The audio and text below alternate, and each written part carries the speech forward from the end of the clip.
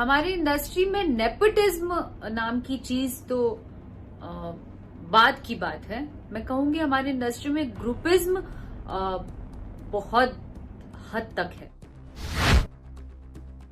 Groupism का सबसे ज्यादा अगर शिकार बनी है तो वो इंडस्ट्री में वो सिर्फ और सिर्फ मैं।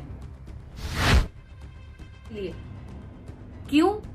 क्योंकि एक गुट होकर मुझे बहुत बुरी तरह प्रताड़ित किया जा रहा था। फिल्मों से निकाला जाने लगा, बहुत सारी फिल्मों से निकाला गया। गाने गाने लगी। बॉम्बे में सरवाइव करने के लिए भी पैसे लगते हैं, सांस लेने के लिए भी पैसे लगते हैं। वैसे समय में एक भी फिल्में नहीं थी मेरे पास। मैं गाने गाने लगी। जितने भी चैनल्स थे हर जगह गाने जाते थे मेरे, अच्छे अमाउंट में पैसे आते थे। रातों रात गाने हिट हो रहे थे। तो भाई कोई तो रास्ता चाहिए था गाना रोकने का।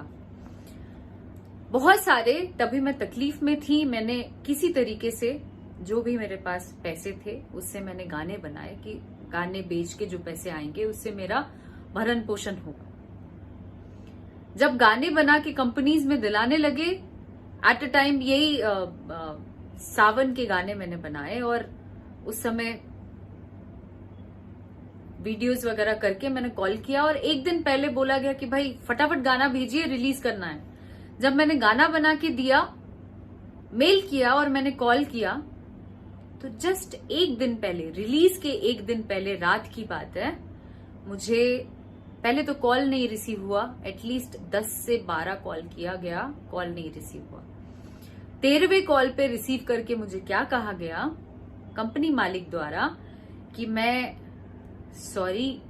बहुत बुरी तरह फंसा हुआ हूं, प्लीज किसी को मत बताइएगा, मैं बहुत बुरी तरह प्रेशर में हूं। वो ये कि किसी ने मुझे दबाव डाला है, किसी ने मेरे ऊपर दबाव बनाया है कि भाई अक्षरा सिंह का गाना रिलीज नहीं होने देना। क्यों? अगर रिलीज हुआ तो मैं तुम्हारी फिल्म नहीं करूंगा, अगर रिलीज हुआ तो मैं तुम्हारे कंपनी में गाना नहीं दूंगा, मैं प्रेशर बनाऊंगा, व्हाटएवर। मैंने ये सुना और मेरे होश उड़ गए। वो सिचुएशन आप लोग जाके उस जगह पे जरूर इमेजिन करना कि वो टाइम पे जब आप बहुत मेहनत मुशक्कत करके कोई काम करते हो और उसमें कोई सामने वाला इस तरीके की बातें करे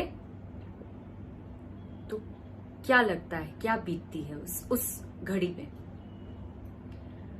मैं शॉक्ड हो गई, मैं शांत हो गई, चुपचाप साइड हटी।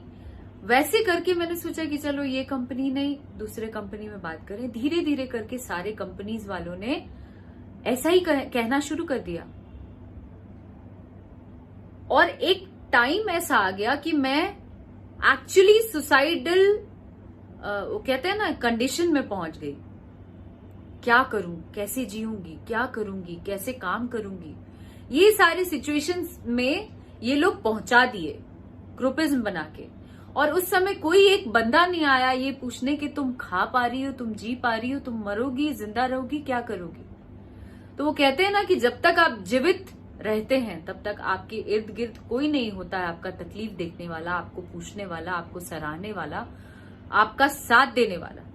और जब आप मर जाते हैं तो पूरी दुनिया कैंडल मार्च करने के लिए निकल जाती है, पूरी दुनिया आपके सपोर्ट में खड़ी हो जाती है, ट्वीट करने लगती है, पोस्ट करने लगती है।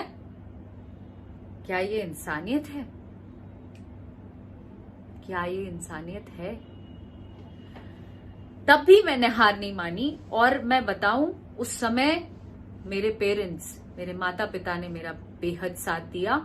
मेरे वेल विशर्स, आप लोगों ने, जितने फैंस हैं मेरे, हर किसी ने मेरा डट कर साथ दिया और मुझे मेंटली बूस्टअप किया, जिसकी वजह से मेरे अंदर लड़ने की क्षमता आई। और मैंने सोच लिया, मैंने ठान लिया कि अब मैं स्टैंड लूंगी। अगर मैं गलत नहीं हूं, अगर मैं टैलेंटेड नहीं होती तो मैं शायद काम ही नहीं कर पाती, मैं कब का मुझे आउट कर दिया जाता। और अगर आप में टैलेंट है तो आप आवाज क्यों नहीं उठाएंगे। ईश्वर ने आपको जन्म दिया है, आपके माता पिता ने बड़े कष्ट से आपको पाला है, बहुत तकलीफ झेल के, तो क्या हम एक क्षण में उनको भूल जाएंगे? क्या हम तुरंत सुसाइड कर लेंगे? नहीं। आज भी फेस कर रही हूं, बहुत सारी चीजें फेस कर रही हूं। आज इंडस्ट्री एक तरफ है, मैं अकेली हूं, फिर भी लड़ रही हूं, आगे भी लड़ूंगी। क्यों? क्योंकि मैं एक बिहार की बेटी हूं, बिहार की लड़की हूं, हार नहीं मानूंगी।